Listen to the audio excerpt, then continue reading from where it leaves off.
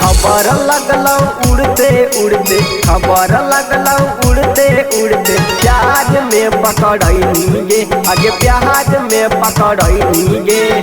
सुन गे छौरी लहंगा वाली नाम हंसबैनी गे, सुन गे छौरी लहंगा वाली नाम हंसबैनी गे।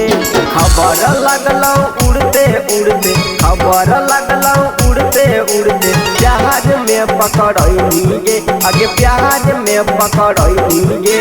सुन गे छौरी लहंगा वाली नाम हंसबैनी गे, सुन गे छौरी लहंगा वाली नाम हंसबैनी गे।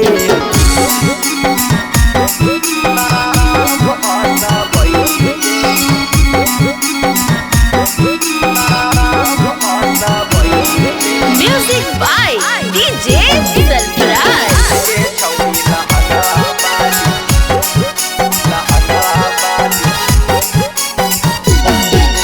बोलो हो तोरा के सब छिया छिया, सब छिया छिया के सब छिया छिया।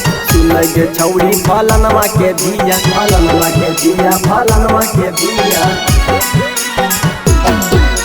बोलो हो तोरा के सब छिया छिया, सुन गे छौरी फलनवा के धिया। मजा लेबे में छौरन से नहीं तनको तू शरमैनी गे, आगे तनको ना शरमैनी गे। सुन गे छौरी लहंगा वाली नाम हंसबैनी गे, सुन गे छौरी लहंगा वाली नाम हंसबैनी गे।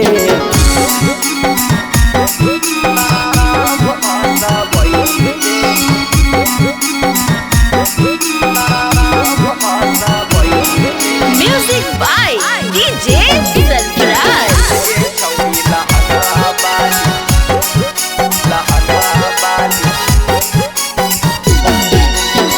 मोहनी छौरी रोजो बाजार गे, रोजो बाजार गे, रोजो बाजार गे। एको वेतन को न कोई विचार गे, कोई विचार गे, कोई विचार गे। घुजोहनी छौरी रोजो बाजार गे, एको वेतन को न कोई विचार गे। रोहित ठाकुर संदीप से नहीं तन को तू शरमैनी गे, आगे तन को ना शरमैनी गे। सुन गे छौरी लहंगा वाली ना हम हंसबैनी गे, सुन गे छौरी लहंगा वाली नाम हंसबैनी गे।